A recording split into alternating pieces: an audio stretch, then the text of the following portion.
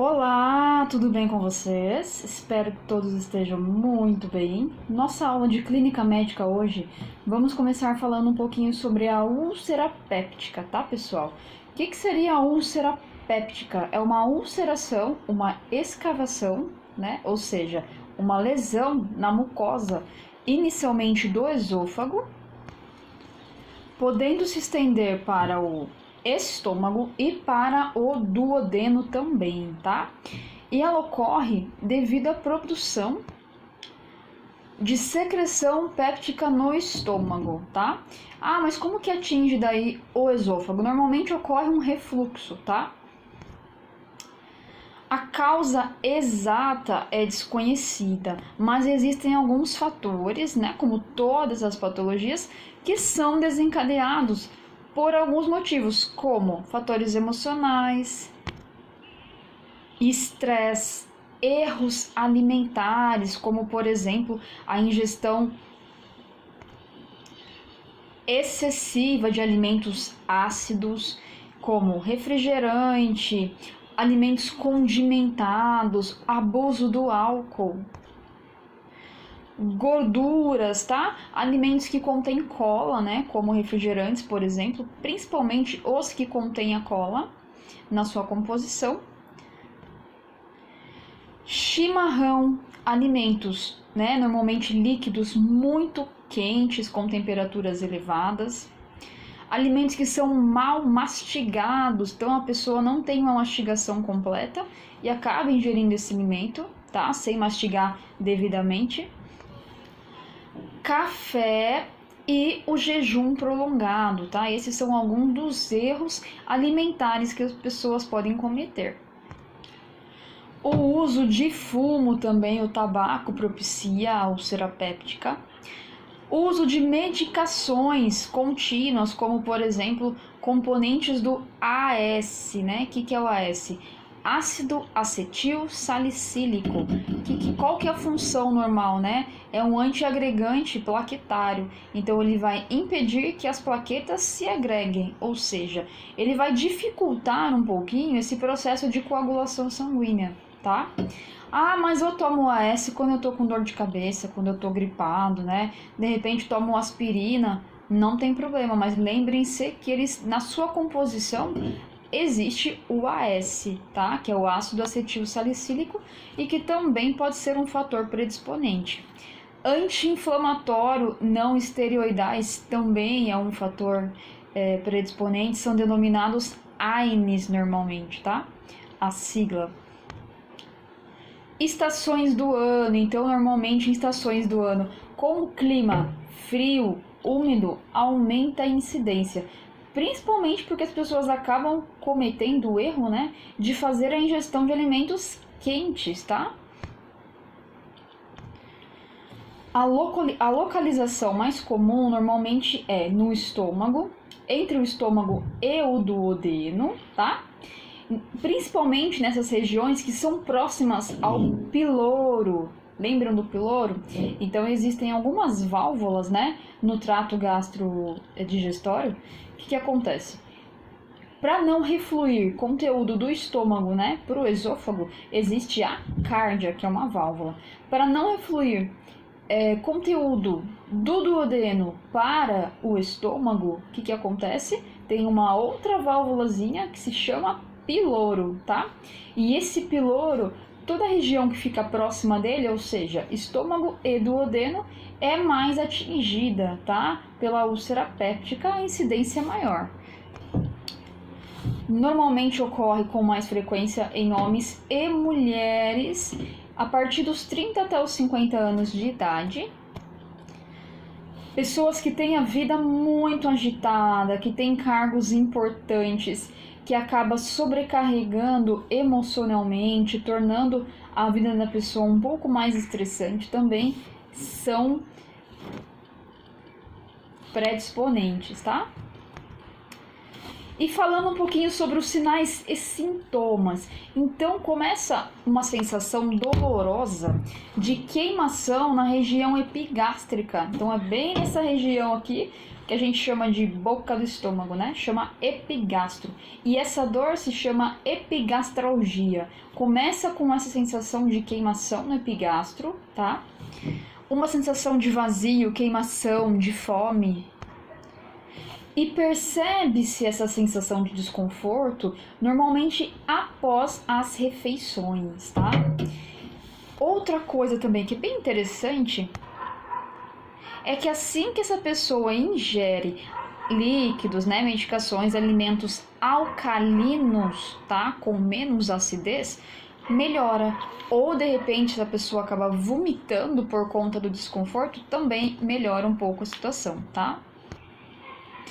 E outro sinal que diferencia bastante essa lesão, essa úlcera péptica, é que a dor ela ocorre todos os dias nos mesmos horários, tá? Ela se torna repetitiva, normalmente nos mesmos horários em que a pessoa faz a refeição, termina a refeição e fica dolorosa, tá?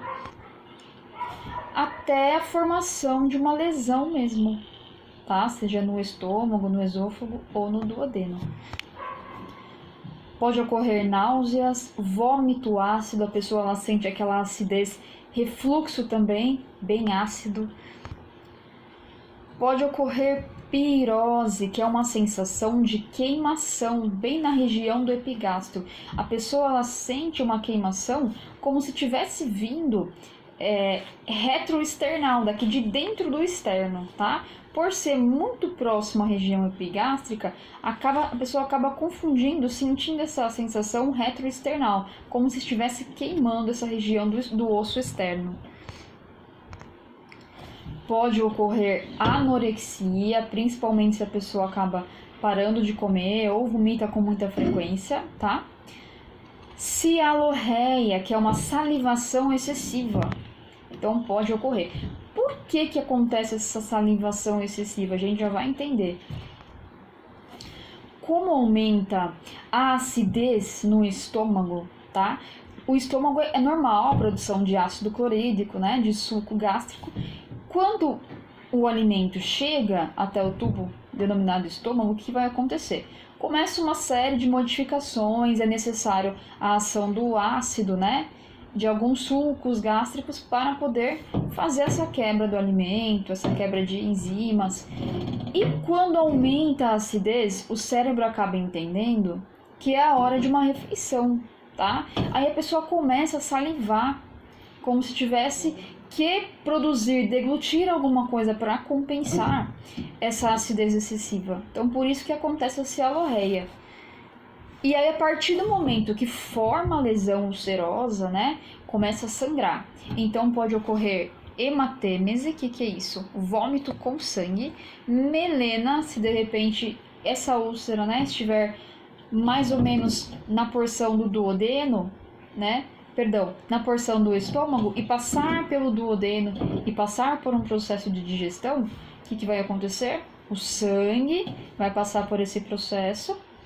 Ele vai aparecer no meio das fezes, mas como um sangue escurecido e bem fétido, tá? Que é denominado melena. O diagnóstico ele é realizado por meio de anamnese, exame físico, EDA, que é endoscopia digestiva alta. Quando fala EDA, significa que vai fazer uma endoscopia, né? Coloca-se um aparelho chamado endoscópio. E como é alto, né? Quer dizer que vai passar, visualizar o trato digestivo alto, ou seja, esôfago, estômago, tá?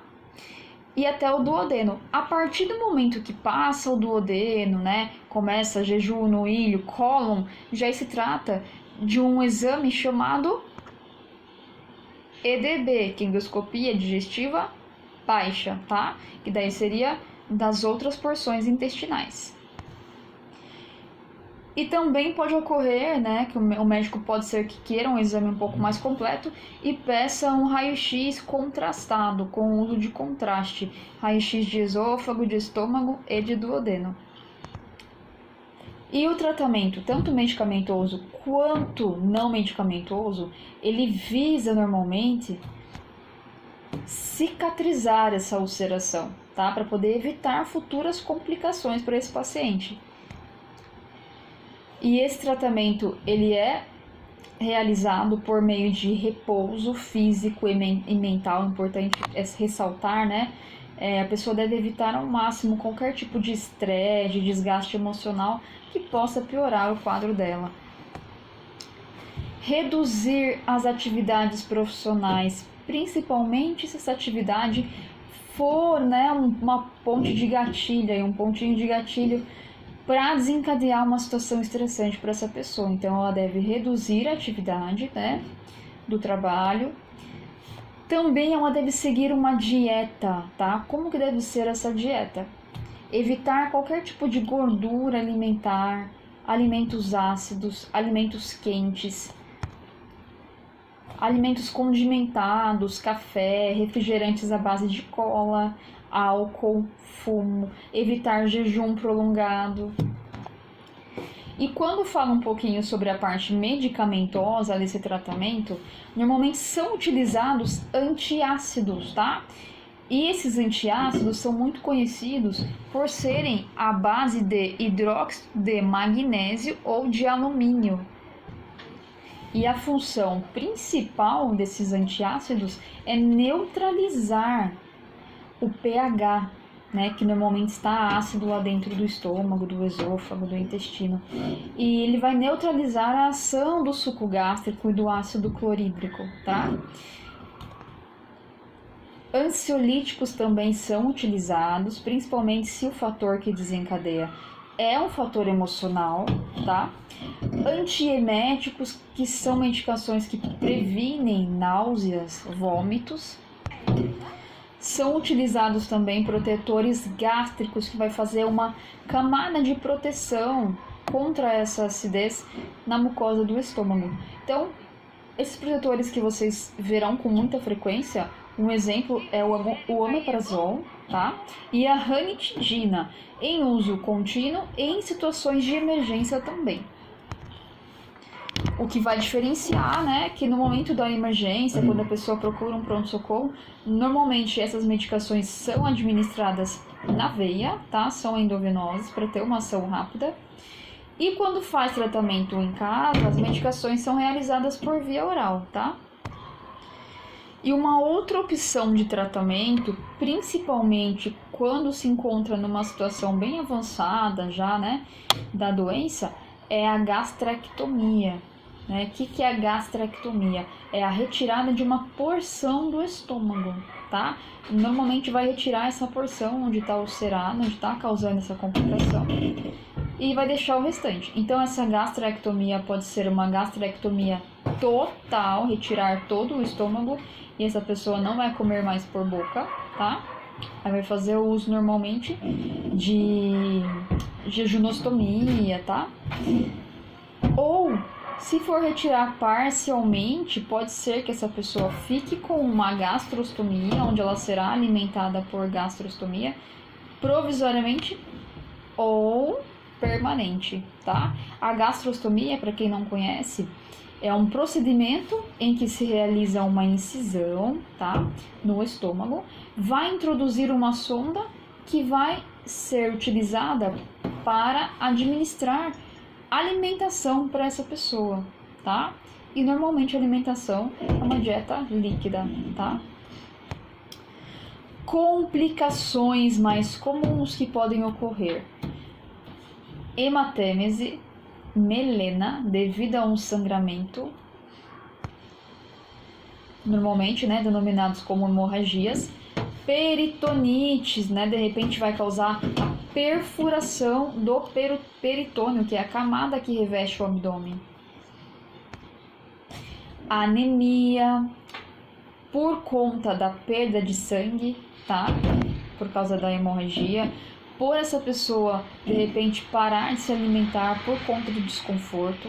Caquexia, que é a magreza excessiva. Então, a pessoa, normalmente, ela não vai conseguir se alimentar. Então, ela acaba emagrecendo excessivamente, tá? E pode haver uma degeneração maligna, tá? Para essas células. Ou seja, não vai ter a cura, né? Normalmente, evolui aí para a retirada total do estômago. Com relação aos cuidados de enfermagem, pessoal, é importante ressaltar: Repouso, propiciar repouso, ambiente calmo, explicar a importância da dieta, principalmente da dieta pobre em gordura, pobre em acidez, pobre, né, zero álcools. Evitar hábitos como chimarrão, alimentos quentes. Isso, então, peguem no pé dos pacientes, tá? E orientem sobre a importância de seguir essa dieta e sempre estar se alimentando, evitando esse jejum prolongado, tá? Orientar sobre a importância de abolir os vícios como álcool, fumo. Evitar situações de estresse, situações que causam estresse, tá? Ou situações ou pessoas, pensamentos. Vocês vão observar as características das fezes, das eliminações, no caso, vômito, evacuação, tá? Por que é importante essa vigilância? Para poder verificar se há presença de sangramento ou não, porque o sangramento é uma complicação, tá? Controlar, verificar os sinais vitais, observar, anotar e comunicar a intensidade da dor. Então, o paciente, ele vai reclamar, vai se queixar para vocês, né, sobre a dor. Aí vocês vão pedindo para ele dar uma nota, tá? Ah, seu João, numa escala entre 0 a 10, onde 0 é nenhuma dor e 10, uma dor insuportável. Qual o tipo da dor? Ah, 2.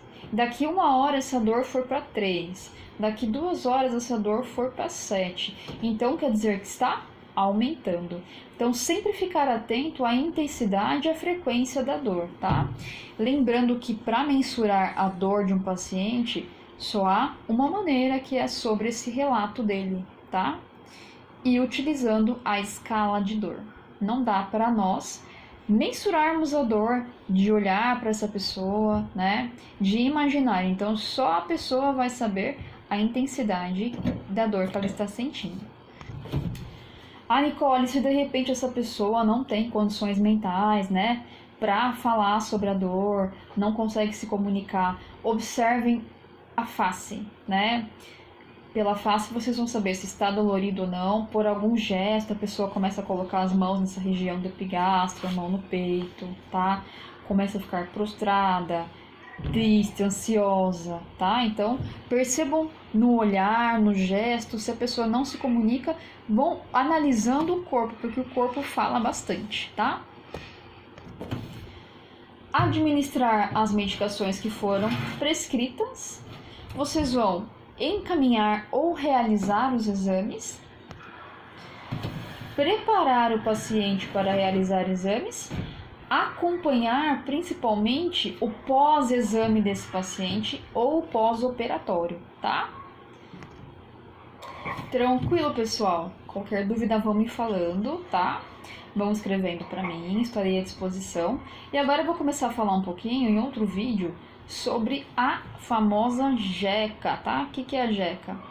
Gastroenterocoliite aguda.